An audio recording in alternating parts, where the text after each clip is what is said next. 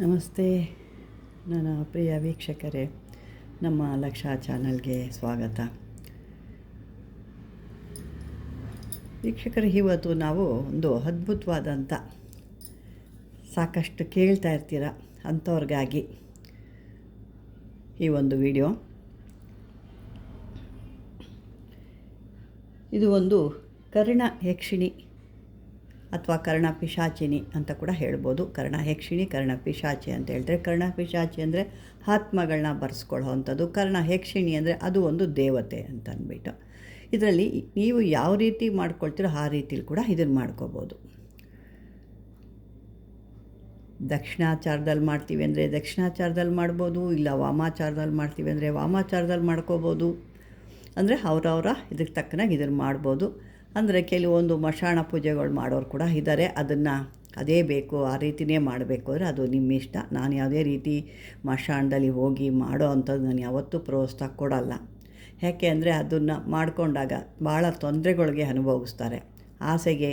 ಯಾಕೆಂದರೆ ಜನ ಇಲ್ಲಿ ಬೀಳೋದೇ ಅಂಥದಕ್ಕೆ ಹೋಗಿ ಮಾಡಿಕೊಂಡು ಕೊನೆಗೆ ಅದರಿಂದ ತೊಂದರೆಗಳು ಅನುಭವಿಸಿ ಮತ್ತೆ ಆ ತೊಂದರೆನ ತೀರ್ಸೋಕ್ಕಾಗಲ್ಲ, ಮತ್ತು ಅದನ್ನು ವಾಪಸ್ ತೊಗೊಳಕ್ಕಾಗಲ್ಲ. ಯಾಕೆಂದರೆ ಒಂದು ಸಾರಿ ಅದು ನಿಮ್ಮಲ್ಲಿ ಬಂದು ಸೇರ್ತು ಅಂದಾಗ ಮತ್ತೆ ಅದನ್ನು ವಾಪಸ್ ತೊಗೋಬೇಕು, ನಿಮ್ಮ ಜೀವನೇ ಹೋಗುತ್ತೆ. ಅಂಥದ್ದು ಒಂದು ಕೆಲವೊಂದೆಲ್ಲ ಇರುತ್ತೆ. ಇದಕ್ಕೆ ನಾವು ಮೊದಲು ಏನಪ್ಪ ಅಂತಂದರೆ ಕಾಳಿ ಸಾಧನೆ ಆಗಿರಬೇಕು. ಈ ಕಾಳಿ ಸಾಧನೆ ಆಗಿರೋರಿಗೆ ಈ ಕರ್ಣ ಯಕ್ಷಿಣಿ ಬೇಗ ಸಿದ್ಧಿ ಆಗಿಬಿಡುತ್ತೆ. ಮೊದಲು ನೀವು ಗಣೇಶನ ಪೂಜೆ ಮಾಡಬೇಕು, ನಂತರ ಕಾಳಿನ ಪೂಜೆ ಮಾಡಬೇಕು, ನಂತರ ಈ ರೀತಿಯಾದ ಒಂದು ಯಕ್ಷಿಣಿನ ನೀವು ಕರ್ಣ ಯಕ್ಷಿಣಿನ ಮಾಡ್ಕೋಬೇಕಾಗತ್ತೆ. ಆ ರೀತಿ ಮಾಡಿದಾಗ ಅದು ನಿಮ್ಮ ಕಿವಿಯಲ್ಲಿ ಬಂದು ಮುಂದೆ ನಡೆಯುವಂಥದ್ದು ಅಥವಾ ನೀವು ಹೇಳಿದಂಥ ಕೆಲಸಗಳನ್ನ ಅಥವಾ ಅದು ಏನು ಮುಂದೆ ಆಗೋದೇನಿರುತ್ತೆ, ಏನು ನಡೆಯುತ್ತೆ ಅನ್ನೋದು ವರ್ತಮಾನ ಭವಿಷ್ಯ ಕಾಲಗಳನ್ನ ಇದು ಹೇಳುತ್ತೆ. ಅಥವಾ ನಿಮಗೆ ಕಷ್ಟ ಇದ್ದು ನಿಮ್ಮಲ್ಲಿ ಒಳ್ಳೆತನ ಇದೆ, ಆ ಒಳ್ಳೆತನಕ್ಕೆ ನಿಮಗೆ ಸಹಾಯ ಮಾಡಬೇಕು ಅಂದರೆ ಅದೇ ನಿಮಗೆ ಸಹಾಯ ಕೂಡ ಮಾಡುತ್ತೆ. ಅಂದರೆ ಒಂದೊಂದು ರೀತಿಯಲ್ಲಿ ನೀವು ಯಾವ ರೀತಿ ಒಳ್ಳೆ ರೀತಿಯಲ್ಲಿ ಹೋಗ್ತಿರೋ ಅದು ಕೂಡ ನಿಮಗೆ ಅದೇ ರೀತಿ ಒಳ್ಳೆ ರೀತಿಯಲ್ಲಿ ನಿಮಗೆ ಸಹಾಯವನ್ನು ಮಾಡುತ್ತೆ. ನೀವು ಯಾವಾಗ ನಾವು ಏನು ಮಾಡ್ತೀವಿ, ನಾವು ಲೋಭಿಗಳಾದಾಗ ಅದು ಕೂಡ ಲೋಭಿ ಆಗುತ್ತೆ. ಬಂದಂಥದ್ದನ್ನ 1% ದೇವಸ್ಥಾನಗಳು, ಬಡವರು, ಬಗ್ಗರು ಈ ರೀತಿ ಹಂಚಬೇಕು. ನಾವೇನು ಮಾಡ್ತೀವಿ ಹೇಳಿ, ಎಲ್ಲ ಬಂದಿದ್ದೆಲ್ಲ ನಮಗೆ ಇರಲಿ, ಎಷ್ಟು ಬಂದರೂ ಸಾಲಲ್ಲ, ಅವ್ರದ್ದು ಬರಲಿ, ಇವ್ರದ್ದು ಬರಲಿ, ಇನ್ನು ಮತ್ತೊಬ್ಬರದ್ದು ಬರಲಿ ಅನ್ನೋದು ನಾವು ಮಾಡ್ತೀವಿ. ಆ ಮಾಡಿದಾಗ ಏನಾಗುತ್ತೆ, ಸ್ವಾರ್ಥ ಅನ್ನೋದಾದಾಗ ಅದು ನಮ್ಮನ್ನು ಕೆಟ್ಟ ದಾರಿಗೆ ಕರ್ಕೊಂಡೋಗುತ್ತೆ. ಏಕೆಂದರೆ ನಾವು ಅದನ್ನು ಇದಕ್ಕೆ ಪ್ರಯೋಗ ಮಾಡಿದಾಗ ಅದು ನಮ್ಮನ್ನು ಏನು ಮಾಡುತ್ತೆ, ಕೆಟ್ಟ ದಾರಿ ಕರ್ಕೊಂಡು ಕೊನೆಗೆ ಅವನತಿ ಇದಕ್ಕೆ ನಮ್ಮನ್ನು ತಳ್ಳಿಬಿಡುತ್ತೆ. ದುರಾಸೆ ಅನ್ನೋದು ಹುಟ್ಟಿಸ್ಬಿಡುತ್ತೆ. ಯಾವತ್ತೂ ನಾವು ಅದನ್ನು ಅತಿಯಾಗಿ ಈ ರೀತಿ ಬಳಸ್ಕೊಳ್ತೀವಿ, ಇನ್ನೂ ಬೇಕು ಅಂದಾಗ ಏನು ಮಾಡುತ್ತೆ, ಅದು ನಮ್ಮನ್ನು ಒಂದು ಇದಕ್ಕೆ ತಳ್ಳಿ ಕೊನೆಗೆ ಜೀವನದಲ್ಲಿ ಯಾವ ಇದನ್ನು ನಾವು ಪಡ್ಕೊಳ್ದಿರೋಂಗೆ ಮಾಡಿಬಿಡುತ್ತೆ. ಹಾಗಾಗಿ ನಾವೇನು ಮಾಡಬೇಕು, ಒಂದು ಒಳ್ಳೆ ರೀತಿಯಲ್ಲಿ 10 ಜನಕ್ಕೆ ಉಪಯೋಗ ಆಗೋ ರೀತಿ, ನಿಮಗೆ ಕಷ್ಟಗಳನ್ನು ಪರಿಹಾರ ಮಾಡ್ಕೊಳ್ಳೋ ರೀತಿ ಭಾಳ ಈಜಿಯಾಗಿ ಸುಲಭವಾಗಿ ಇದನ್ನು ಮಾಡ್ಕೋಬೋದು. ನಾನು ಮೊದಲೇ ಹೇಳ್ದಂಗೆ ನೀವು ಯಾವುದೂ ಒಂದೇ ಇದನ್ನು ಹೇಳ್ಕೋಬಾರ್ದು. ಗಣೇಶ ಇಲ್ಲದೆ ಕಾಳಿ ಇಲ್ಲ, ಕಾಳಿ ಇಲ್ಲದೆ ಯಕ್ಷಿಣಿಗಳಿಲ್ಲ. ಯಕ್ಷಿಣಿಗಳು ಯಾವತ್ತೂ ಅಷ್ಟೇ, ಎಲ್ಲಿ ಈ ಕಾಳಿ ಇರ್ತಾಳೋ ಅಲ್ಲಿ ಯಕ್ಷಿಣಿಗಳು ಇರ್ತಾರೆ, ಎಲ್ಲ ಶಿವ ಇರ್ತಾನೋ ಅಲ್ಲಿ ಯಕ್ಷಿಣಿ ಇರ್ತಾಳೆ. ಹಾಗಾಗಿ ಈ ಒಂದು ಗಣೇಶ ಏನಕ್ಕೆ ಅಂದಾಗ, ಈ ಕಾಳಿ ಒಂದು ಜಾಸ್ತಿ ಆವೇಶ ಆದಾಗ ಆ ಗಣೇಶನ ಮಂತ್ರ ಹೇಳಿದಾಗ ಅದು ಅದನ್ನು ಕಮ್ಮಿ ಮಾಡುತ್ತೆ. ಇಲ್ಲ ಅಂದರೆ ಆ ಒಂದು ಆವೇಶ ಅತಿರೇಕಕ್ಕೆ ಹೋಗಿ ಏನೋ ತೊಂದರೆಗಳು ಕೂಡ ಆಗ್ಬೋದು. ಕೆಲವರಿಗೆ ಅದನ್ನು ತೊಂದರೆಗಳು ಕೂಡ ಆಗಿ ಆ ಒಂದು ಕಷ್ಟಗಳನ್ನ ತಡ್ಕೊಳಕ್ಕಾಗಲ್ಲ. ಹಾಗಾಗಿ ಏನು ಮಾಡಬೇಕು, ಆ ರೀತಿ ಆದಾಗ ಕಾಳಿನ ಒಂದು ಕೆಲವ್ರಿಗಂತೂ ಅದು ಹೇಳ್ತಾ ಕೆಲವ್ರು ಕಾಳಿ ಆವೇಶ ಆಗಿಬಿಡುತ್ತೆ. ಸಾಕಷ್ಟು ಜನಕ್ಕೆ ಆ ಕಾಳಿ ಮಂತ್ರ ಗೊತ್ತಿರಬೇಕು. ಸಾಕಷ್ಟು ಕೊಟ್ಟಿದ್ದೀನಿ ಕೂಡ ನಾನು. ಆ ಕಾಳಿ ಮಂತ್ರನ ಮೊದಲು ಸಿದ್ಧಿ ಮಾಡ್ಕೋಬೇಕು. ಕಾಳಿ ಮಂತ್ರ ಸಿದ್ಧಿ ಆಗ್ತಿದ್ದಂಗೆ ಅವಳೇ ಹೇಳ್ತಾಳೆ, ಕರ್ಸು ಕರ್ಣ ಯಕ್ಷಿಣಿನ ಕರ್ಸು ಅಂತ ಅವಳೇ ಮಾತಾಡ್ತಾಳೆ, ಅವಳೇ ಹೇಳ್ತಾಳೆ.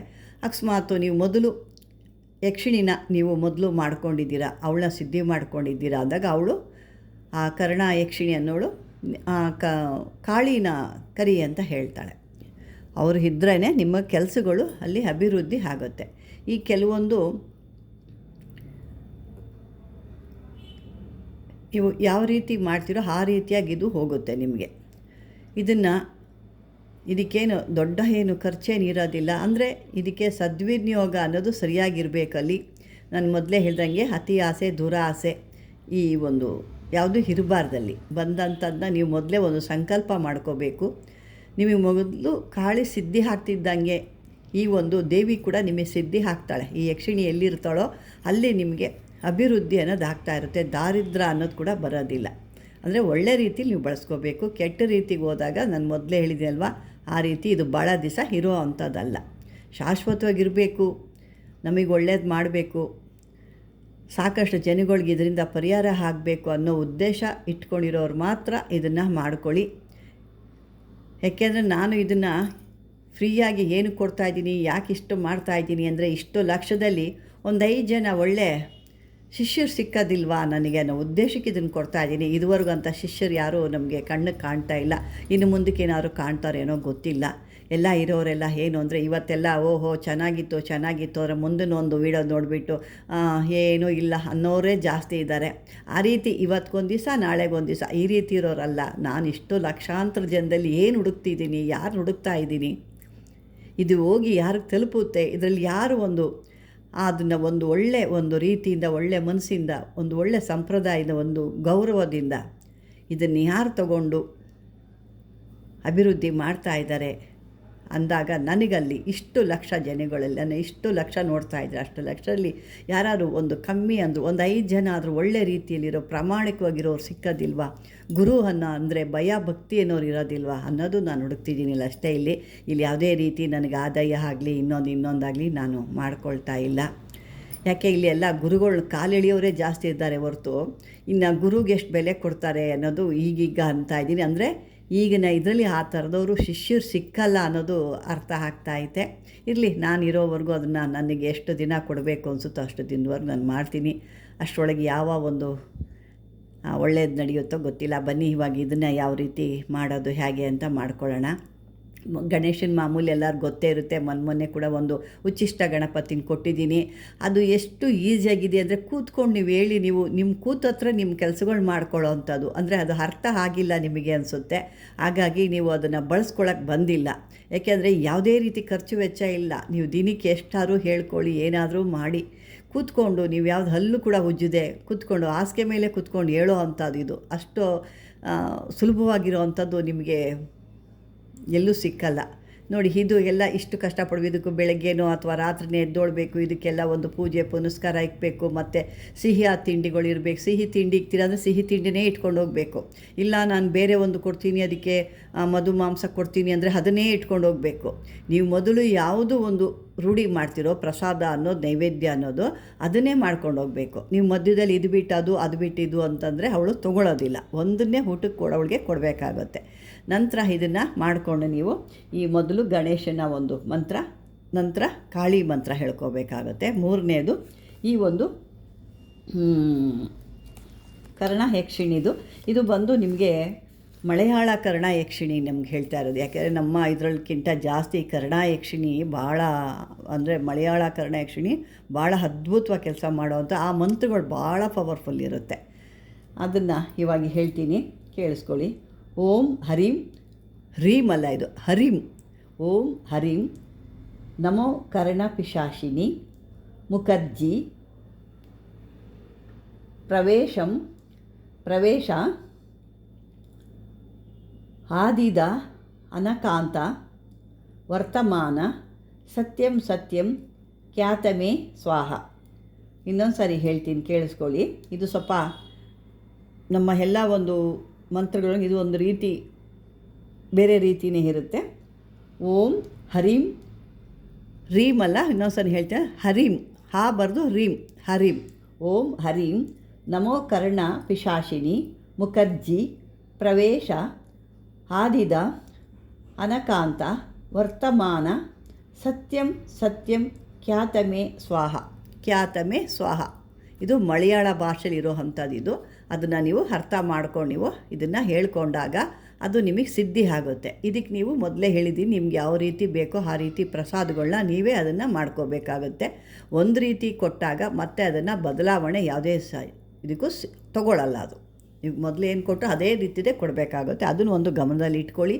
ಮತ್ತು ನೀವು ಕೂತು ಮಾಡಬೇಕಾದ್ರೆ ಒಂದೇ ರೀತಿಲಿ ಬಟ್ಟೆ ಹಾಕ್ಕೋಬೇಕು. ಇಲ್ಲ ಮೊದಲು ಕಪ್ಪು ಬಟ್ಟೆ ಏನು ಹಾಕ್ತೀರ ಆ ಕಪ್ಪು ಬಟ್ಟೆಯಲ್ಲೇ ನೀವು ಕೊನೆವರೆಗೂ ಇದನ್ನೇನು ಮಾಡ್ತೀರೋ ಅಲ್ಲಿವರೆಗೂ ಇದನ್ನು ಮಾಡಬೇಕಾಗುತ್ತೆ. ಇದನ್ನು ಒಂದು 48 ದಿವಸ ಮಾಡ್ಬೋದು. ಇಲ್ಲ ಅಷ್ಟರೊಳಗೆ ಬೇಗ ಸಿದ್ಧಿ ಆಗಿದ್ದಾಳೆ ಅಂತಂದರೂ ಕೂಡ 24 ದಿವಸ 22 ದಿವಸದಲ್ಲಿ ಕೂಡ ನೀವು ಮಾಡ್ಕೋಬೋದು, ನಿಮ್ಮ ಮಾಡೋ ಶಕ್ತಿ ಮೇಲೆ.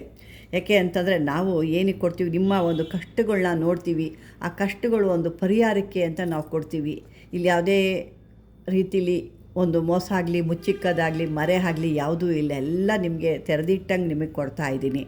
ಅದನ್ನು ತಗೊಳ್ಳೋ ಇದು ನಿಮಗೆ ಬರ್ತಾ ಇಲ್ಲ. ನಾನೇನಪ್ಪ ಅಂದರೆ ಈ ರೀತಿ ಒಂದು ತೊಂದರೆಗಳು ಇದ್ದಾಗ ಜನಗಳ ಕಷ್ಟಗಳ ಪರಿಹಾರ ಮಾಡ್ಕೊಳ್ಳಿ. ಯಾವುದೇದೋ ಸಿದ್ಧಿ ಮಾಡ್ಕೋಬೇಕು ಅಂತೀರಾ, ಈ ಕೈಯಲ್ಲಿ ಬೆಣ್ಣೆ ಇಟ್ಕೊಂಡು ಊರಿಗೆಲ್ಲ ತುಪ್ಪ ಕುಡ್ಕಿದ್ರಂತಲ್ಲ, ಹಾಗಾಗಿದೆ ನಮ್ಮ ವೀಕ್ಷಕರ ಪರಿಸ್ಥಿತಿ. ಪಾಪ ಗೊತ್ತಾಗ್ತಾ ಇಲ್ಲ ಅವ್ರಿಗೆ ಹೇಳ್ಕೊಡೋ ಅಂಥ ಸರಿಯಾದ ಒಂದು ಗುರುಗಳು ಕೂಡ ಸಿಕ್ಕಿಲ್ಲ ಅಂದ್ಕೊಂಡಿದ್ದೀನಿ. ಖಂಡಿತ ಈ ರೀತಿ ಮಾಡ್ಕೊಳ್ಳಿ. ಆ ಒಂದು ಅಂದರೆ ಕರ್ಣ, ಯಕ್ಷಿಣಿ, ಕಾಳಿ, ಗಣೇಶ ಮೂರನ್ನೂ ಇಟ್ಕೊಂಡು ನೀವು ಪೂಜೆ ಮಾಡಿ ನಂತರ ಈ ಒಂದು ಯಕ್ಷಿಣಿಯ ಮಂತ್ರನ ನೀವು ಹೇಳ್ಕೊಂಡು ಸಿದ್ಧಿ ಮಾಡಿ 48 ದಿನಗಳ ಥರ ಹೇಳ್ಕೊಳ್ಳಿ. ಅದರೊಳಗಡೆ ಸಿದ್ಧಿ ಆದ್ಲು ಅಂತಂದ್ರೂ ಕಂಟಿನ್ಯೂಯಾಗಿ ಮಾಡಿ. ಇಲ್ಲ ನಮಗೆ ಪೂರ್ತಿ ಸಿದ್ಧಿ ಆಗಿದ್ದಾಳೆ ಅನ್ನೋದು ನಿಮ್ಗೆ ಗೊತ್ತಾಯಿತು ಅಂದರೆ ಹೇಳ್ಕೊಳ್ಳಿ. ಅಸಿದ್ಧಿ ಆಗಿದೆ ಅನ್ನೋದು ನಾನು ಮೊದಲು ಕೆಲವೊಂದು ವೀಡಿಯೋದಲ್ಲಿ ಹೇಳಿದ್ದೀನಿ. ಮತ್ತೊಮ್ಮೆ ಬೇಕಾದ್ರೆ ನಿಮಗೆ ಗೊತ್ತಿಲ್ಲದಿರೋರು ಯಾರೋ ಇದ್ದರೆ ಕಾಮೆಂಟ್ ಹಾಕಿದ್ರೆ ಖಂಡಿತ ಅದನ್ನು ಹೇಳ್ತೀನಿ ಅಂತ ಹೇಳ್ತಾ, ಈ ಒಂದು ವಿಡಿಯೋ ನಿಮ್ಗೆ ಇಷ್ಟವಾದರೆ ಲೈಕ್ ಮಾಡಿ, ಶೇರ್ ಮಾಡಿ, ಸಬ್ಸ್ಕ್ರೈಬರ್ ಆಗಿ. ಧನ್ಯವಾದಗಳು ವೀಕ್ಷಕರೇ.